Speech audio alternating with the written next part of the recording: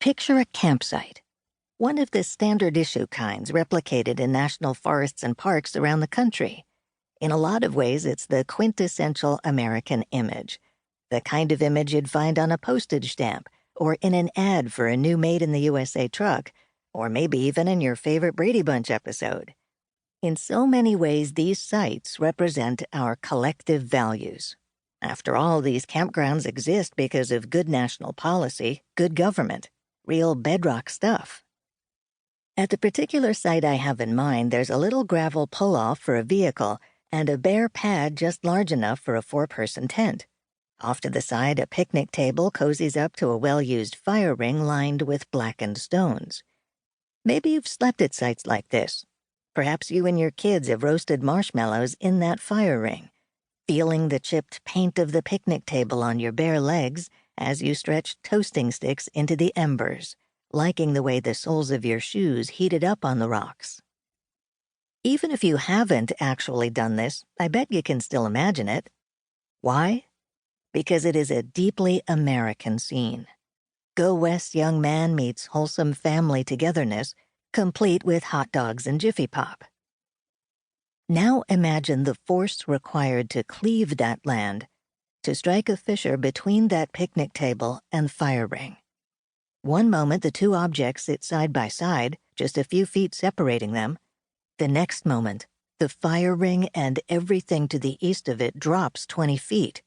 Your toes are no longer touching warm stones, they're dangling off a cliff. This scenario sounds like the sort of thing that can only happen in Hollywood. But 60 years ago, that's precisely what happened at the Cabin Creek Campground just outside Yellowstone National Park. On August 17, 1959, a magnitude 7.5 earthquake ruptured with an epicenter just a few miles from there. The sheer force of that rupture caused the land to split and half of the site to plummet in what geologists call a scarp, or a sharp line of cliffs caused by seismic activity. As terrifying as that would have been for anyone there, it was the least of the damage to the area. Just across the river, the nation's biggest recorded rock slide, over 73 million metric tons of debris, roared down a canyon wall, burying 19 people. They were never recovered. At least 9 other victims died of their injuries. Today, a massive lake rests where their campsites once stood. Nearby, you can find geysers and fissures and sinkholes where there were none, all because of this single earthquake. You can be forgiven for thinking that the ground beneath your feet is solid. For most of us, it certainly appears as much.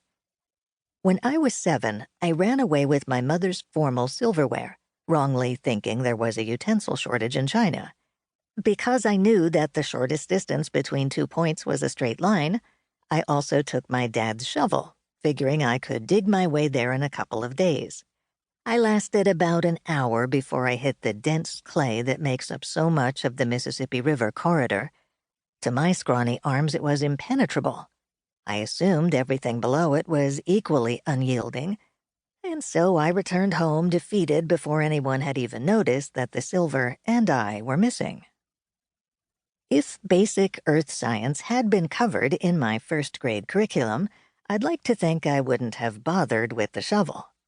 Maybe you remember that iconic drawing of the planet cut into a cross-section that's often used in geology textbooks.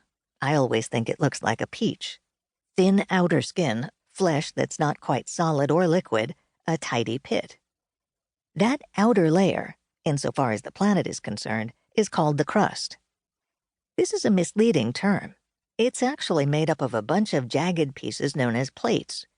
The current best guess is that right now, there are 15 big ones and a handful of smaller ones floating around.